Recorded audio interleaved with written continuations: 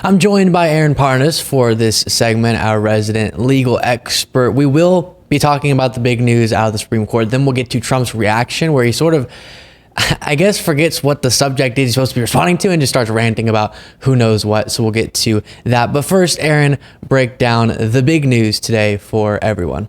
Yeah, the biggest takeaway is that the United States Supreme Court in Trump versus Anderson ruled in a 9-0 decision that Trump should remain on the Colorado presidential primary ballot, rejecting an attempt to kick Trump off for violating the 14th Amendment's insurrection clause. If you recall, the Colorado Supreme Court, there was a 4-3 decision, ruled that Trump engaged in insurrection, violated Section 3, and therefore removed him from the ballot.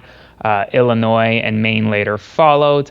Well, now the Supreme Court ruled that Trump should remain on the ballot primarily because that Congress, not the states, should decide ultimately, or rather provide the framework for removing a presidential candidate off the ballot. This was a 9-0 decision, but one key caveat was that the Republican justices, and really what turns out to be a 5-4 opinion, essentially gutted Section 3 of the 14th Amendment. The liberal justices were completely fine with just saying, hey, it's not a state issue, it's a congressional issue. But the Republican justices took it one step further and essentially said that Congress has to provide that regulatory, that framework to remove a presidential candidate. And I will note that we'll also be getting to Jamie Raskin saying, all right, fine, then Congress will work to act on this. But before getting to that, let's go ahead and see a part of Trump's response at Mar-A-Lago to this news, which for him, unfortunately, is good news. The president has to be free. A president has to be, if the president does a good job, I did. Some people would say a great job. But if the president does a good job, a president should be free and clear and frankly celebrated for having done a good job. Not indicted 4 times and not gone after on a civil basis and not demanded to pay hundreds of millions of dollars in fines on something that was absolutely perfect, where there were no victims, where the financial statements were absolutely flawless, where you have disclaimer clauses. I mean, nobody's ever had a thing like this. I wasn't given a jury, and I had a clubhouse judge just come up with this number on a perfect loan and very conservative financial statements. But even at that, if you look, the disclaimer says don't rely on the financial statements in any way, shape, or form. Go out and do your own work.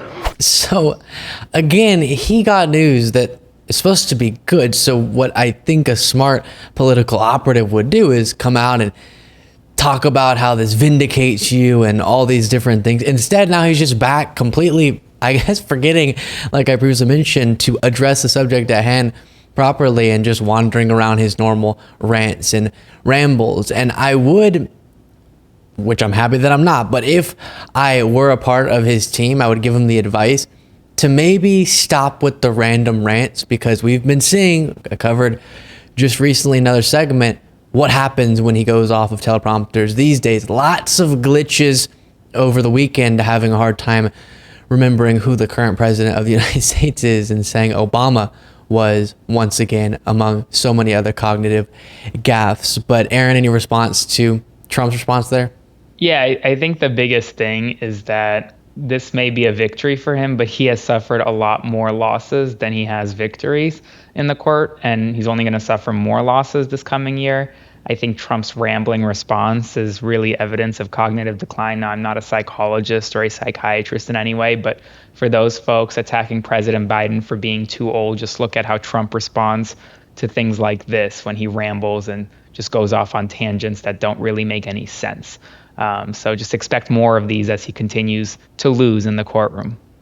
Yeah, and you know what? For the heck of it, since we brought it up, here's a reminder of just a little bit of Trump's weekends of speeches. Putin, has so little respect for Obama that he's starting to throw around the nuclear word today. You heard that, nuclear. Did you just see Maduro, Venezuela? It's unbelievable. Oil exploration and production in the United States. The Biden border will, well, you know this, right? Even Argentina, they went MAGA. You know Argentina, great guy.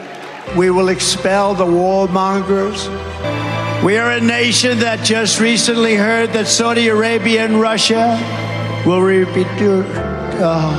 Pretty dang brutal. But I did promise to get to this Jamie Raskin clip, so I do want to play it as well. Then I'll get Aaron's response. Congressman, now that you've read the Supreme Court decision, which effectively says that they don't agree with that argument, what's your response? Well, the court didn't exactly disagree with it. They just said that they're not the ones to figure it out. It's not going to be a matter for judicial resolution under Section 3 of the 14th Amendment, but it's up to Congress to enforce it. I disagree with that interpretation just because the other parts of the 14th Amendment are self-executing. People can go to court and say that something violates equal protection, even if there's not a federal statute that allows them to do that. But in any event, the Supreme Court punted and said it's up to Congress to act. And so I am working with a number of my colleagues, including Debbie Wasserman Schultz and Eric Swalwell, to revive legislation that we had to set up a process by which we could determine that someone who committed insurrection is disqualified by Section 3 of the 14th Amendment. And the House of Representatives already impeached Donald Trump for participating in insurrection by inciting it. So the House has already pronounced upon that, and there was also a 57-43 vote in the Senate. The question is whether Speaker Mike Johnson would allow us to bring this to the floor of the House. So Aaron, we heard him make the case there, but break down what the plan is there from Jamie Raskin. Yeah, so the Supreme Court essentially said this is on to Congress to kick a presidential candidate off the ballot. So Jamie Raskin came out today and said, okay, well, you gave Congress the power, so Congress is going to do something about it. And Democrats led by Raskin are now going to put together some type of regulatory framework where Congress can remove Trump or any other president who engages in insurrection or incites insurrection off the presidential ballot. This likely isn't going to go anywhere. Republicans have the majority. Speaker Mike Johnson is not going to move this bill at all. But this is exactly what the Supreme Court wanted Congress to do. So this is what Congress is doing. There it is. Aaron, where can people find you? On all my social media platforms, just at Aaron Parnas. And if you're enjoying the commentary, whether it be from me solo or Aaron and I together, which is always a delight, make sure you are subscribed to the channel and click the alert bell so you get notifications and you can watch videos right when they get uploaded.